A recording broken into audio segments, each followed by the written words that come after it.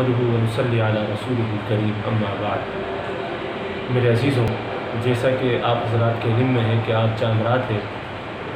اور اس چاند رات کے حوالے سے آپ صلی اللہ علیہ وسلم نے بڑی فضیلت بیان فرمائی،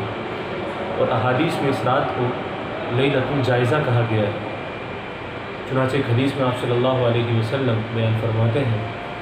کہ اللہ تعالیٰ جتنی مغفرتیں رمضان المبارک کے مہینے میں فرماتے ہیں،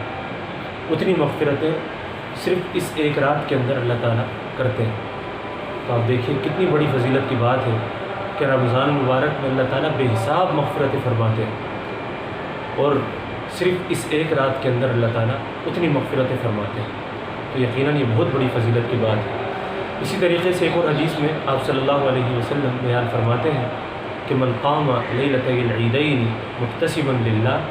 لم یمت قلبہ یوم تموت القلوب، کہ جو شخص عیدین یعنی عید الفطر اور عید الاضحیٰ کی راتوں کے اندر جاگتا ہے اور اس کے اندر قیام کرتا ہے، نوافل کی ادائیگی کرتا ہے، اللہ تعالیٰ کی عبادت کرتا ہے ثواب حاصل کرنے کے لیے،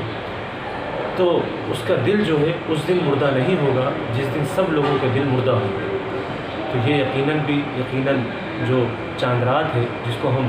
عیدین کی رات کہتے ہیں، ان لوگوں کو حاصل ہوگی جو لوگ عیدین کی راتوں کے اندر قیام کرتے ہیں، اللہ تعالیٰ کو راضی کرنے کی کوشش کرتے ہیں، عبادات کا اہتمام کرتے ہیں۔ اسی طریقے سے آپ صلی اللہ علیہ وسلم ایک اور حدیث کے اندر بیان فرماتے ہیں کہ جو شخص 5 راتوں کے اندر جاگے گا اور 5 راتوں کے اندر جاگنے کا اہتمام کرے گا تو اس شخص کے اوپر جنت واجب ہو جائے گی۔ وہ 5 راتیں کون سی ہیں؟ پہلی رات آپ صلی اللہ علیہ وسلم نے بیان فرمائی کہ 8 ذی الحجہ جس کو لیلۃ الترویہ کہا جاتا ہے،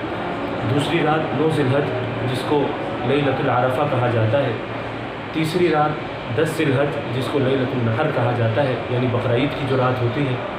چوتھی رات لیلۃ الفطر یا لیلۃ الجائزہ جس کو عید الفطر کی رات کہا جاتا ہے، اور 5ویں رات شب برات یعنی 15 شعبان کی جو رات ہوتی ہے۔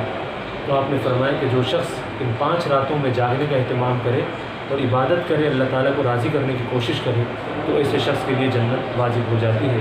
دعا فرمائیے اللہ تعالیٰ ہمیں ان راتوں کو زندہ کرنے کی توفیق عطا فرمائے اور اس میں عبادات انجام دینے کی توفیق عطا فرمائے اور اللہ تعالیٰ کو راضی کرنے کی توفیق عطا فرمائے۔ وآخر دعوانا ان الحمد للہ رب العالمین۔